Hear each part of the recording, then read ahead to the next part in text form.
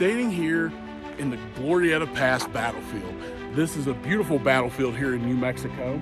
And at the time of the Civil War, this was actually more clear. There's a lot of juniper trees around now, but this was clearer back in 1862 when this battle happens.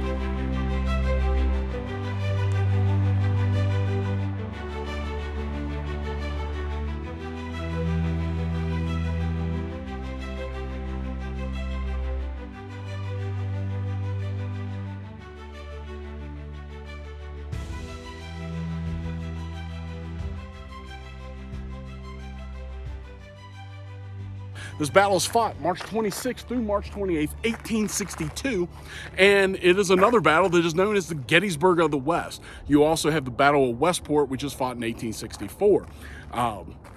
This is called the Gettysburg of the West because of the turning point in the New Mexico campaign. However, this battle is fought a year before Gettysburg is ever thought about. So what happens here? March 26th in the late afternoon, Union and Confederate forces are going to meet. The Confederate forces under General Sibley have moved toward Glorieta Pass, and they are on their way to Fort Union. They've bypassed Fort Craig, had a battle with Valverde, and now they are headed this way. They got to Albuquerque, and they waited for 2 weeks. That allowed Union reinforcements to come in, mainly from Colorado.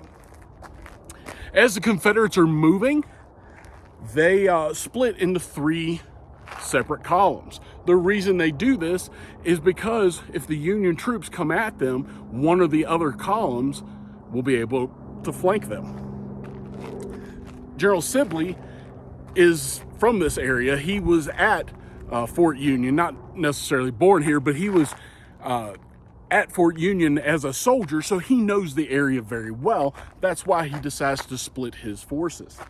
On March 26th, the first clash will occur here at Glorieta Pass. It's 3 hours of intense fighting, but there's very few casualties and wounded.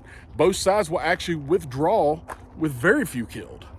But there will be large numbers of Confederates captured on that first day.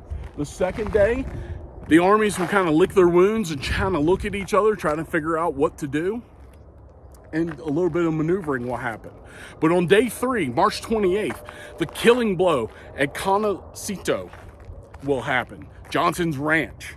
In the mid-morning at Pigeon's Ranch, the heaviest fighting in the pass occurs.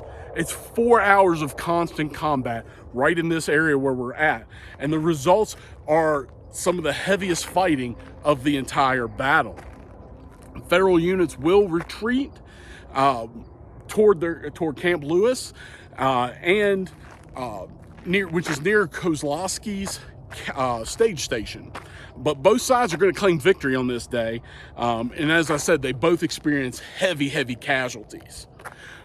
But that evening, the late afternoon of March 28th, is where the deciding factor is going to come in. This is at Johnson's Ranch, a bold Union move that wins the battle.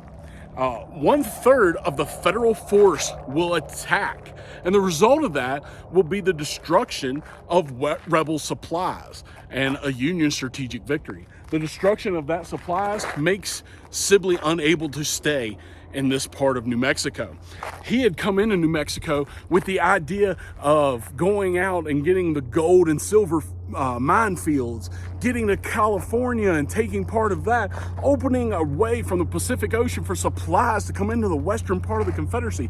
It doesn't happen because on March 28th, 1862, Union leaders learned that that reinforcements had reached the Confederate camp at Johnson's Ranch. 9 miles east of here, they decided to split their forces and attack. Colonel Slough, with the majority of the Union forces, made a head-on assault at Pigeon's Ranch, as we talked about, and that's happening in the mid-morning of March 28th. And that's going to give the other column time to get to where they need to be at Johnson's Ranch. Major Shivington will take approximately 500 men on a wide sweep up and over the Glorieta Mesa with the intent of attacking the Confederate forces from behind. Confederate Lieutenant Colonel Scurry had left a small guard to watch over his 80 wagons. Scurry never imagined that the enemy would be able to climb and cross that steep mesa. they're going to do it. Major Shivington's men are going to overwhelm this small guard that are there protecting those wagons and quickly destroy those wagons and keep them out of enemy hands. This is the action we're talking about in the late afternoon here at Glorieta Pass. The Federal forces also freed hundreds of Confederate horses and mules. Some of them had been captured and brought on campaign. And the Confederates, actually, when they stayed in Albuquerque, even said that one of the excuses they didn't move before was they didn't have enough horses and mules. Any hope after this battle of Confederate-controlled Southwest went up in smoke when the many tons of rebel food, equipment, and ammunition burned to bitter ashes here. The battlefield at Glorieta Pass, there is a code you have to use to get in. It's a beautiful place. It's a nice battlefield to walk around.